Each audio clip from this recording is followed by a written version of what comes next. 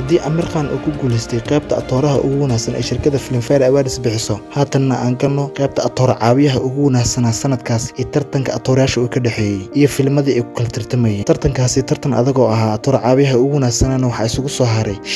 shantaasoo kala ahaayeen Amrish Puri oo ku tartamayay filimka Jatak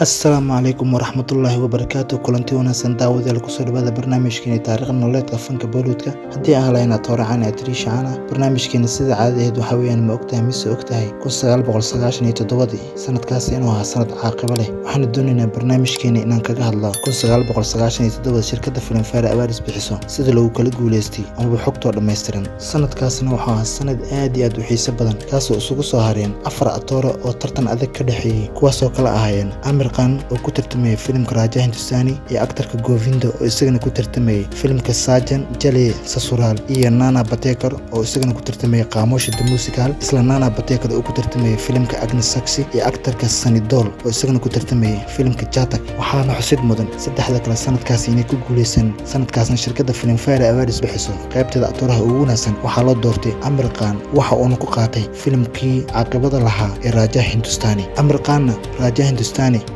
kiisi aad buu u sareeyay bandhigiisana aad buu u sareeyay filimkaasina wuxuu ahaa filim xasuusta daawadayaasha dalka Hindiya iyo daafaha caalamka ku nool si aad u soo jiitay ilaa imikana uu yahay filimada aadka loo xiiseeyo Raja Hindustani sanadkaasna Amir Khan uu qalmi ayaan leeyahay inuu ku guuleysto qaybta shirkadda Filmfare Awards bixiso qaybteeda atooraha ugu wanaagsan daawada haddii Amir Khan uu ku guuleystay qaybta atooraha ugu wanaagsan ee shirkadda Filmfare Awards bixiso haatanna aan galno qaybta atoor caawiyaha ugu wanaagsan sanadkaas ee tartanka atoorayaasha uu ka dhaxeeyay iyo filmadii ay ku kala tartamayeen tartankaasi tartan adag oo ahaa atoor caawiyaha ugu wanaagsan waxa isugu soo haray shantaasoo kala ahaayeen Amrish Puri oo ku tartamayay filimka Jatak atoor caawiyaha ugu wanaagsan iyo Anupam Kher oo isagana ku tartamayay filimkii Jahad atoor caawiyaha ugu wanaagsan iyo Jeka Sharif oo isna ku tartamayay filimka Agnes Saxi atoor caawiyaha ugu wanaagsan iyo Salman Khan oo isagana ku tartamayay filimka Jeet atoor caawiyaha ugu wanaagsan iyo Om Puri oo isagana ku tartamayay filimka Majis waxaana xusid mudan sanadkaasi atoor caawiyaha ugu wanaagsan in loo doortay Amrish Puri waxa uu ku qaatay filimka Jatak afarta kale kumayso guuleysan daawada ma ogtahay filmada aan ka sheekeynay inay soo baxeen 1996 oo kaliya xaflad la qabtay 97 haddii atoor caawiyihii ugu wanaagsan aan soo sheegnay haatanna aan eegno best comedy actor ama shactaroolaha sanadkaasi cidii loo doortay iyo tartanka dadkii uu ka dhaxeeyay aan ku horeyno waxa isugu soo haray atoore iyo hal atrisho waxaana xusid mudan shactaroolayaashaas sanadkaasi waxa uu tartamayay Qadar Khan oo ku tartamayay filimka Sajan Jale Sasural iyo Johnny Levo oo isna ku tartamayay shactaroolaha ugu wanaagsan filimka Raja Hindustani isla waxaana xusid mudan Shakti Kapoor isagana inuu tartamayay shactaroolihii ugu wanaagsan filimka Lover waxa kale oo xusid mudan Shatish Khushit inuu tartamayay isna shactaroolaha ugu wanaagsan wuxuuna ku tartamayay isla filimka Sajan Jale Sasural waxaana kale oo xusid mudan sanadkaasi afarta rag in la tartamaysay atrishadaas ku jirtay filimka Raja Hindustani magaceedana waxa lagu magacaabaa Tanishan taasoo idna ku tartamaysay sida ugu wanaagsaneed waxa inay ku tartamaysay filimka Raja Hindustani waxaana xusid mudan shactaroolaha ugu wanaagsan xafladii la qabtay 1997 in loo doortay Shatish Khushit kaasoo ku qaatay filimka Sajan Jale Sasural wali waxaa bartan kaga jirnaa xafladii shirkadda Filmfare Awards qaybteeda atooraha ugu wanaagsan ee la qabtay 1997 haatanna aan guda galno Best Actress Awards ee shirkadda Filmfare Awards ee bixiso ama atrishada sanadkaas cidii loo doortay iyo tartanka atrishiyaasha uu ka dhaxeeyay sanadkaasi qaybta atrishada ugu wanaagsan waxaa ku tartamayay 5 atrisho waxayna kala ahaayeen Karishma Kapoor oo ku tartamaysay filimka Raja Hindustani iyo Manisha Koirala oo idina Best Actress Awards ku tartamaysay filimka Khamosh the Musical iyo Tabu oo idina ku tartamaysay qaybta atrishada ugu wanaagsan filimka Majis waxaana kale xusid mudan daawade in atrishada Juhi Jalwa qaybta atrishada ugu wanaagsan ay ku tartamaysay filimkeeda Daraar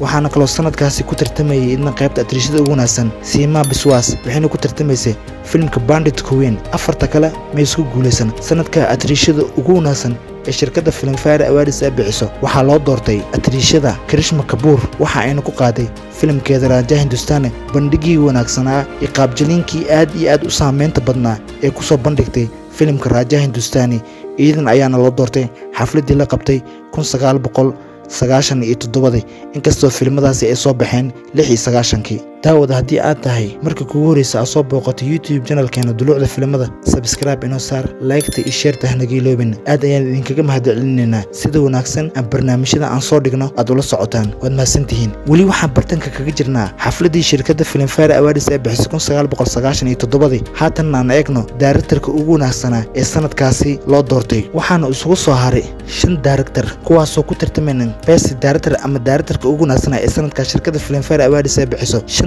director ama 5 film sameeyay waxay kala ahaayeen Shekhar Kapoor oo ku tartamayay filimka Bandit Queen iyo Dharmesh Darshan oo isna ku tartamayay filimka Raja Hindustani iyo Gulzar oo isagana ku tartamayay qaybta directorka ugu wanaagsan filimka Majis. waxaana kaloo xusud mudan directorka Rajkumar Santoshi inuu ku tartamayay directorka ugu wanaagsan filimka Jatak iyo Partu Goshi oo isagana ku tartamayay filimka Agnishaksi. sanadkaasi ee shirkadda Filmfare Awards bixisay qaybta directorka ugu wanaagsan 1997 waxaa loo doortay directorkii ugu wanaagsanaa Shekhar Kapoor waxa uu ku qaaday filimka Bandit Queen. daawada 1996 filmo waaweyn ayaa soo baxay oo aad iyo aad ugu riyaaqeen daawadayaasha atoorayaasha filimka daawashadiisa, balse ogow filimkii ugu wanaagsanaa ee 1997 ama best film loo doortay waxa uu ahaa filimka Raja Hindustani. kaas ayaa loo doortay. filimka labaad isla best film critics loo doortayna wuxuu ahaa filimka Khamoshi the Musical. weli waxaa bartanka kaga jirnaa shirkadda Filmfare Awards ee bixiso abaalmarinadeeda 1997. sanadkaasna soo galootiga fanka ku cusub ama best debut actor waxaa loo doortay aktarka Chandrajur Singh ee Soomaalida u taqaanay in balac, waxaana lagu siinay filimkii Majis. waxaana kaloo xusid mudan in sanadkaasi isagana loo doortay best actor in negative role ama laadarkii ugu wanaagsanaa sanadkaasi, waxaana loo doortay Arbaz Khan waxa uu ku qaatay filimkii Darar amaba booska ugu wanaagsanaa ama kaablaadarkii ugu wanaagsanaa, waxaana loo doortay Arbaz Khan iyo filimkii Darar sida wanaagsan oo nolosha ugu cariiriyay Juhi Jalwa. daawada weli waxaan bartanka kaga jirnaa xafladii shirkadda Filmfare Awards ee bixisay 1997. sanadkaasna heesaagii ugu wanaagsanaa waxaa loo doortay waxa uu ku qaatay caanka ahayd ee Baltasi Jananihi ee ku jirtay filimka Raja Hindustani. haddii best playback singer male oo qaatay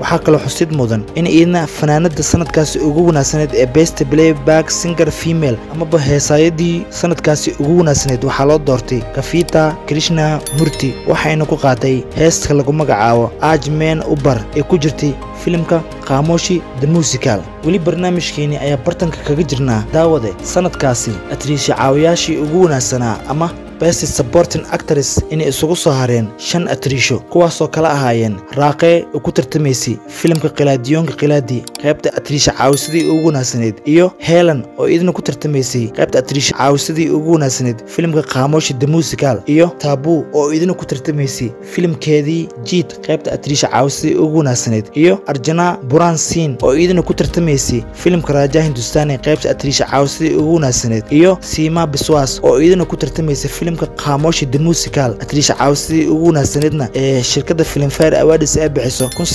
1997 xafladii la qabtay waxaa loo doortay Reeqa waxayna ku qaadatay filimkeeda Qilaadiyoonka Qilaadi. iyada ayaa loo doortay atriisha caawisadii ugu wanaagsaneed ee shirkadda Filmfare Awards ee bixiso. haddii soo galootiga fanka ku cusub loo doortay Chandrajur Singh ee qaybta atooraha ee fanka ku cusub isaga loo doortay. haatan aan eegno best debut actress ama atriisha soo galootiga fanka ku cusub waxaana loo doortay sanadkaasi ee xafladda la qabtay 1997 Seema Biswas waxayna ku qaatay filimkeeda Bandit Queen. soo galootiga fanka ku cusub iyada ayaa ku guuleysatay sanadkaasi. isla sanadkaasi 1997 xafladii la qabtay ee shirkadda Filmfare Awards ee bixiso muusigiisii ugu wanaagsanaa ama best music director waxaa muusigiisayaashii caanka ahaa ee lagu kala magacaabi jiray Nadeem Sefi iyo Sharfan Rator oo markii la soo gaabay labadooda laga oran jiray Nadeem iyo Sharfan waxaana loogu doortay filimka Raja Hindustani. ogaadana Nadeem Sharfan haddii aad maqasho hal qof ma ahe laba nin ay kala yihiin, labadaasoo lagu kala magacaabo magacyadooda Nadeem Sefi iyo Sharfan Rator. marka la soo gaabiyay waxa la isku yiraahdaa labadooda Nadeem Sharfan. barnaamijkeeni ma ogtahay 1997 xafladii la qabtay aan kaga hadlaynay shirkadda Filmfare Awards ee bixiso lama soo koobi karo, balse waxaan ka soo qaadanay qaybahii ugu muhiimsanaa ee sanadkaasi shirkadda Filmfare Awards abaalmarinadeeda kala duwan ee bixisay. intaas ayaan ku soo gabagabeynaynaa. daawade haddii muuqaalkan uu ku soo gaaro inoo share garee si saaxiibada kale oo u gaaro barnaamijkeena. subscribe-ta iyo like-tana hanaga ilaawin waxay inoo tahay annaga dhiirigelin mar walbana idinka ayaan annaga wax idinku nahay barnaamijkan barnaamij lamid ah inta aan ku kulmeynana waxaan idinkaga tagayaa assalaamu calaykum waraxmatullaahi wabarakaatuh